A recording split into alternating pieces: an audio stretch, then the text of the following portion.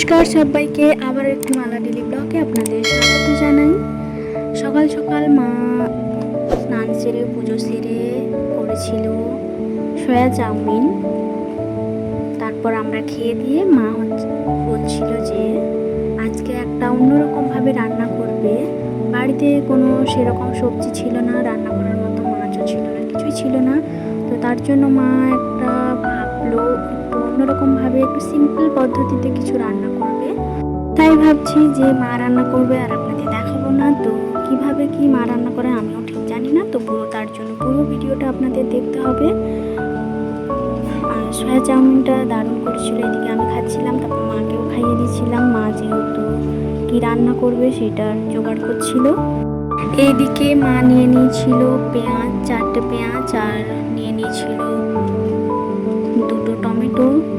তো আজকে এইটাই শুধু রান্না হবে, কোনো সবজি নাই। এই টমেটো আর পেঁয়াজ দিয়েই রান্না করবে, পেঁয়াজ টমেটো ভাজা।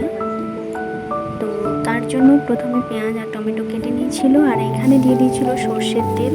সর্ষের তেল অল্প দিয়ে দিয়েছিল পেঁয়াজ।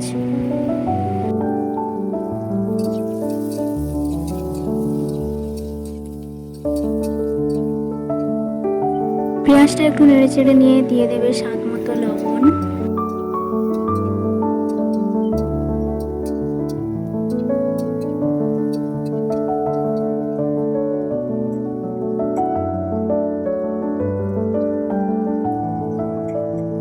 তারপর এতে দিয়ে দেবে হলুদের গুঁড়ো, দিয়ে দেবে কেটে রাখা টমেটো।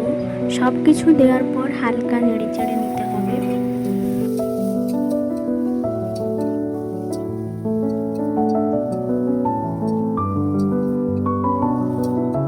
দেবে লঙ্কার গুঁড়ো, লঙ্কার আপনারা মাপ মতো অনুযায়ী দেবেন, যেমন ঝাল খেতে ভালোবাসেন তেমনটাই দেবেন।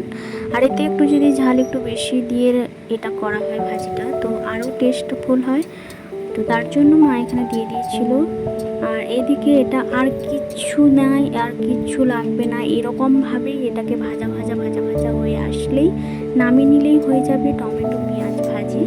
তো একদম সিম্পলভাবে কম খরচে কম সময়ের মধ্যে রান্না করা যায়। আর এতে এটা আপনি ভাতও খেতে পারেন, রুটিও খেতে পারেন। আমার মনে হয় না আর কিছু লাগবে বলে কোনো সবজি, এটা সবটাইকে হার মানিয়ে দেবে।